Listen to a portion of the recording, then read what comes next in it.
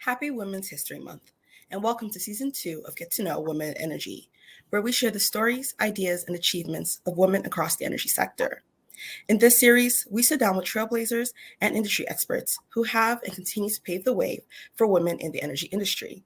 I'm your host, Ebun Adewole-Dickson. I'm joined today by Rayna Oryniak, who is the Business Development Manager at Prolium Industries.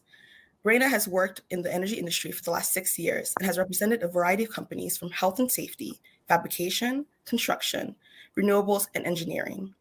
Rayna also volunteers as the president of Calgary Women in Energy, a nonprofit organization that is dedicated to promoting, supporting, and empowering women in the energy sector. Through her volunteer work, Rayna has developed a passion for uniting thought leaders to discuss ways in which we can all work together to advance women in the energy industry. Rayna, thank you for joining us today. Thank you. I'm happy to be here. Now, I think it would be great to kick off this interview by learning more about your role at Prolium Industries. As their business development manager for almost 2 years now, what does your job entail? And how have your past career experiences prepared you for this role? Yeah, that's a great question. Thank you. So Prolium Industries specializes in above ground storage tank repair and maintenance. And our company operates coast to coast in Canada. And we service clients in upstream, midstream, and downstream. This part of the industry is really exciting because we see how much storage capacity exists in Canada for products like oil or petrochemicals or other types of refined products, and where the tank farms are, which essentially creates a hub for exporting products to customers. And our biggest customer, or Canada's biggest customer, is the United States. So it's really interesting to see these hubs, and that's where my company does most of its work. So some of the tanks we work on are up to 210 feet in diameter. It's very complex and interesting to be a part of. And many of our repair projects are completed at facility outages where achieving schedule is crucial to plant operations. So we have to display strong management skills and communication with our clients. And I think experiences have helped me in this role by understanding the dynamics of the energy industry and the difference between upstream, midstream, and downstream, and how each segment plays its role in energy. And I also just think having a strong Rolodex and strong customer relationships has helped me build trust with my clients. Well, that's great. Thank you for really taking us into it. It seems like all your experiences have kind of helped with this current role you're in right now. And in addition to your job, you have also actively volunteered at the Calgary Women in Energy organization for the past 7 years, serving as president since 2020. So could you tell us more about CWIE's mission and what initially drew you to the society? Yes, of course. And I always love talking about Calgary Women in Energy, and it's very near and dear to my heart. So Calgary Women in Energy, or we like to call it CWE as well, our mission is to support and empower women in the energy sector. And we do this through our 3 pillars, which are education, philanthropy, and networking. So the organization was founded back in 2003. So we've been around for 20 years, which is, incredible to think that this group's been around for that long. And we host a variety of different events within the group. So for our education, we host monthly technical sessions, and we find this is a great way to learn something new from an expert in the industry, and to allow our members to ask questions and participate in meaningful discussions around energy issues or topics. So it's a really great way to learn. And we've covered many topics in our technical sessions, from how to drill a well, supply chain, carbon credits, mergers and acquisitions, pipeline and tank engineering, clean technology. I mean, the list goes on. There's so much to talk about in the energy industry. And we've also had some CEOs of energy companies speak to our group as well. And networking is another huge part of our group and what we do. And we have dedicated monthly networking sessions, which allows our members to network with other members or other professionals within the energy industry, and also get some of our members out of their shell if they're naturally shy or a little introverted. This is a really great opportunity to kind of just get out there and meet new people. And it's a really just friendly environment to do that. And through our philanthropy efforts, so Calgary Women in Energy is a not-for-profit, and any money we raise through our events, specifically our annual golf tournament, which is a mixed golf tournament event that we host every year. All of the money raised at that event goes to support a local charity in our community. And I'm from Calgary, and it's Calgary Women in Energy. So over the last 20 years, since the group has been around, we've raised close to $1 million to support local charities in our community. So it's a really great group to be a part of. And there's so many events and initiatives that we put on, that there's something for everyone, which is one of the things I love about the group. And what drew me to Calgary Women in Energy when I first started my career about 6 years ago was being, one of a few women in the room in a very male-dominated industry. And it was, to be honest, really intimidating to set up lunches or go to conferences, and you're trying to learn as you go. So the group for me definitely helped me with my just learning about the energy industry and the parts that certain companies play in the energy industry, and also my confidence, like being able to, now I can walk into a room or I can host a 300-person conference and not even blink, because I've just become so used to working in the energy industry and building really amazing connections. So it's been fantastic for me. Thank you for that. It's great to see an organization like CWE exists and is focusing on encouraging gender equality and networking and just education in the energy industry. And as I mentioned earlier, you've been a volunteer with the Society for 7 years. So I'm curious, what changes have you seen in the industry when it comes to diversity and inclusion? And what changes do you still think need to be made? So I think I've seen a lot of effort being put into diversity, inclusion, and equity. And I think it's great. And a lot of companies are doing some really amazing things with their programs and policies. As well as an effort to increase more women at a senior level, which I think is fantastic. And we definitely need more, women or minorities to help break down some of these barriers.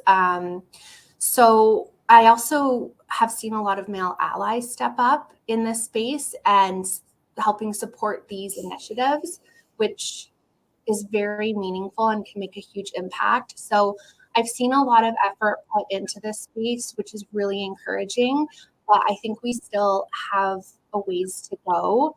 I think this industry, just by nature, has been very male dominated. Just when you think of the types of field roles that are required for the industry and the STEM roles that are needed, and that's primarily been geared towards men.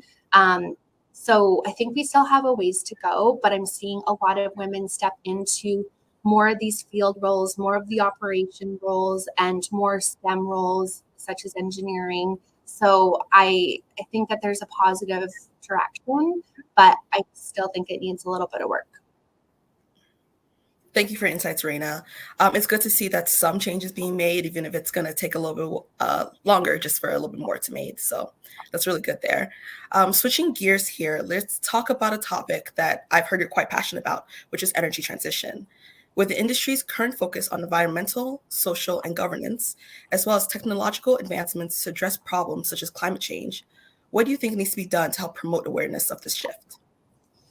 Yeah, this is a big one. And it's a topic that a lot of people are talking about, and a lot of young people are talking about as well, which is great because it's a topic we should all be talking about, but also educating ourselves as much as we can. So for this, the ESG and the energy transition, it's a huge thing, and it's really important. And for me, at a young age, I've always been fascinated about energy and how fossil fuels literally impact our everyday lives and how they contribute to our standard of living, and quality of life.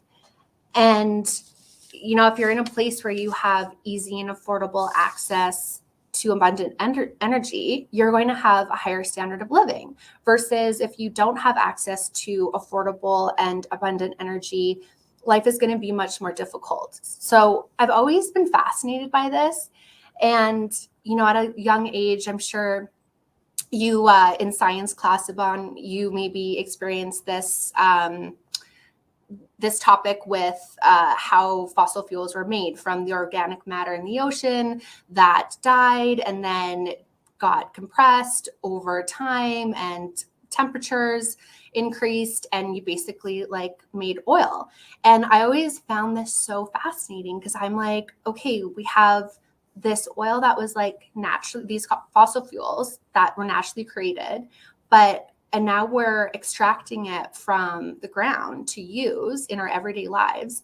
What if we're going to run out of this stuff? Then what do we do? And I've always had this in the back of my mind. So it's a fascinating subject for me, and I'm naturally very curious. So, this topic is something that I'm very passionate about.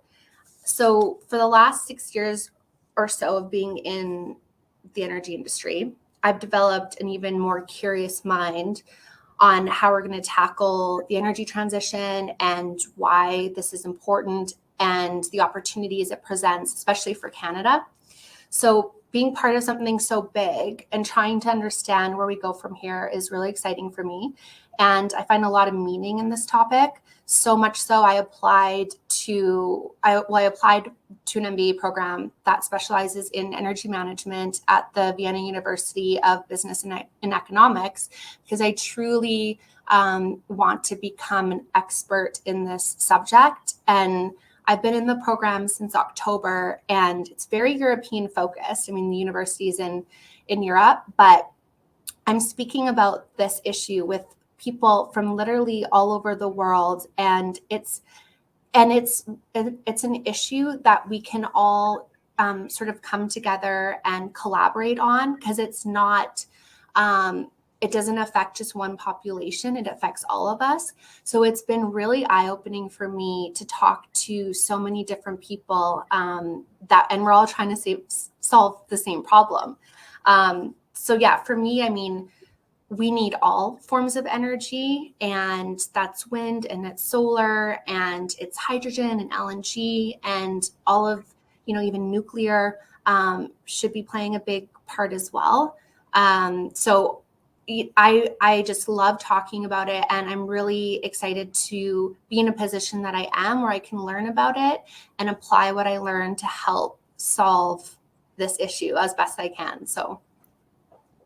Perfect. Thank you for that, Rayna. It's really good to see how interested you are in playing an important role in the transition, and also encouraging others to also put their hands in that too. So before we close, I have one last question for you. What advice would you give to women looking to enter the industry who may feel there's not a place for them? So when I first started in the energy industry, I didn't think there was a place for me. I thought it was just a male-dominated industry. I wasn't prepared to go on a rig and spend, a year on a rig drilling. And I was like, there's no way a woman could do that. So when I got into the industry, I realized that there's so much opportunity here for women, and there is a seat at the table for us to, like I said, help solve some of these really complex issues, but also be a part of something that could offer so much meaning and purpose. And I think that there is an appetite for more women to come into this industry and apply their their knowledge and their experience, especially young people who are looking to make a change in the world. I think this is a really great place to start, and there's so much possibilities out there, especially with some of these new clean technologies coming into the market. So yeah, I think it's a fascinating industry. There's so much opportunity, and people are like really welcoming women at the table now. And I think it's going to get a lot better. So Awesome. Rayna, thank you so much for joining us today. Your passion for diversity in the industry and playing an active role in the energy transition is very clear, and I'm sure many people will take something away from the insights you share with us today. If you'd like to keep up with Rayna, make sure to connect with her on LinkedIn, which will be linked in the description. Once again, Rayna, thank you so much for joining us and being part of this conversation. thanks, Ebun. Thanks for having me. You can watch the Get to Know Women in Energy series anytime on demand. Visit SPE's Energy Stream site at streaming.spe.org. I'm Ebun Adewole-Dickson. We'll see you next time on Get to Know.